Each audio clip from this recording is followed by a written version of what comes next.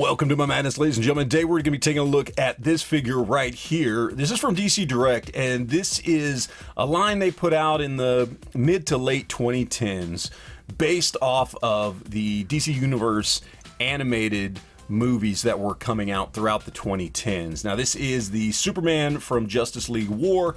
Obviously, you can tell very much based off of his new 52 look, but of course this has got that kind of animated styling.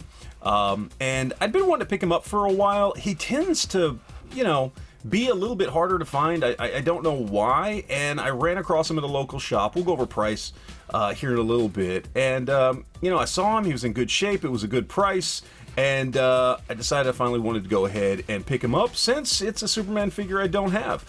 We've got the other figures in this particular wave on the back, all of which look really good. Now, they did several waves of these, and I actually have another one of those figures from a different wave, and they're all pretty nice figures as far as just overall sculpt and detail and everything. But today we're going to be taking a look at this one. We're going to crack it open, see what we've got, determine whether or not this is something that still might work for you years later in a modern collection. Alright, so here we've got him, and he cuts a pretty good sculpt there. Because it's based off the animated stuff, there's not a lot of details in the sculpt itself, like, with that new 52 look, there were details in the suit. And on this one here, they decided to kind of go with like what they had in the animation with like some accents here. So it's just painted on. You can see some there at the knees, some on the feet, things like that.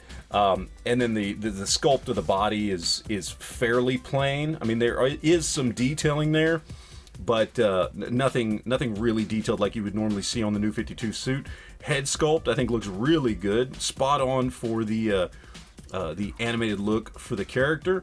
I think they did well there. Cape looks good, no S on the back, but nice soft cape, not pre-posed, which I'm very glad about that. Belt looks good, paintwork's all done nice and clean. S is a little dull for my taste, but still looks good, cleanly painted on. Everything looks nice. It is not the most detailed DC UC figure I've ever seen, but based off the source material, you really wouldn't expect it to be, so that's fine. Not a big deal there. Now, as far as articulation, this one's actually got better articulation, at least slightly better than most DC Direct figures do. So we do have arms that come up to there. We've got bicep swivels.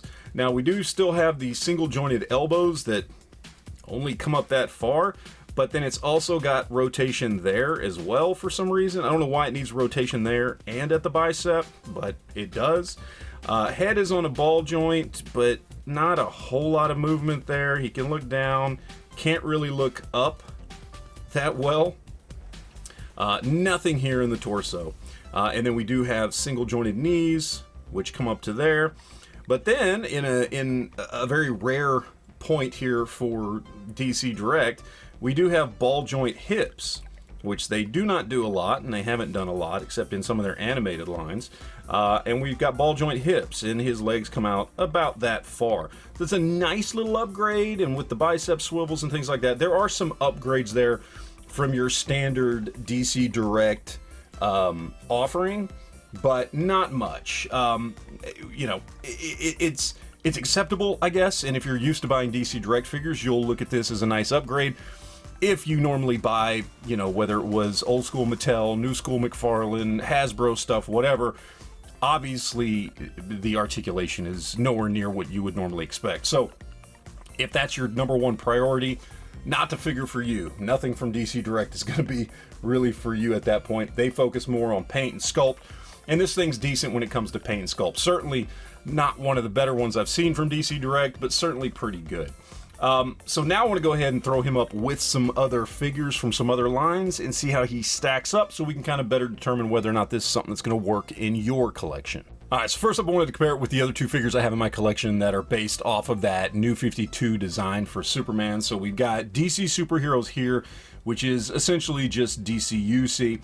And then over here we've got another DC Direct offering, but based off of the comic version of the New 52 Superman. And you can kind of see we got a little bit of step up there when it comes to height. Again, like I mentioned in a previous video, this guy's actually a little short even for a DC-UC figure, but still a decent representation. Certainly these two go together really well.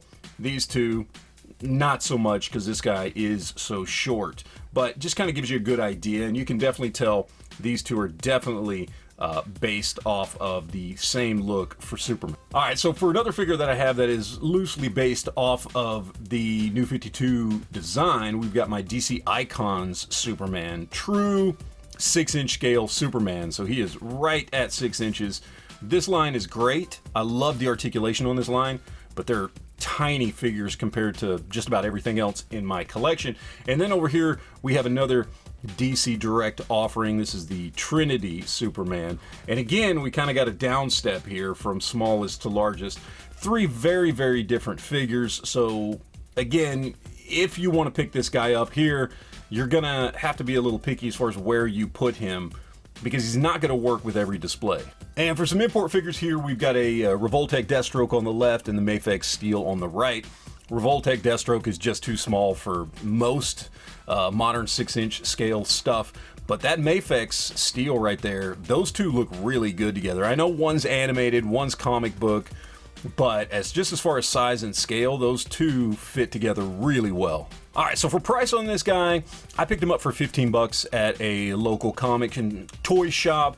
That's a particularly good deal. I usually see him go for the $20 to $25 range, and then if you're buying him on something like eBay or Mercari, you're gonna end up paying shipping on top of that. For me personally, you know, for most figures, my high point is 25 bucks. So I probably would not go over 25 for this guy. I'm glad I got him for 15 because I've seen him for 25 before and never really pulled the trigger on him. Just because, I mean, more just because he was animated style, which I don't have a ton of animated style figures. And so that's kind of kept me away. But when I saw him for 15 bucks, definitely jumped on it at that price. I think it's certainly worth, you know, the 25 if it fits into your collection, and obviously worth the 15 bucks that I paid. I like it. It's a really cool figure. In fact, because of the, you know, little upgrades in articulation for a DC Direct figure, I like it better than I thought I would, to be honest. As I'm sitting here kind of playing around with it, I'm liking it more and more as I sit here and mess with it. So I'm actually really, really happy that I finally picked it up. And now that I've got it, like, yeah, I would have paid 20, 25 bucks for him. If I'd known I was going to like him this much, I would have paid more for that. So I do think it's definitely worth it up to that $25 price range. But ultimately, again, personal preference, all up to you. Does it work in your display? Hopefully this video helped you figure that out if it does. But let me know in the comment section down below what you think. I appreciate you guys watching, and always remember to enjoy your collection.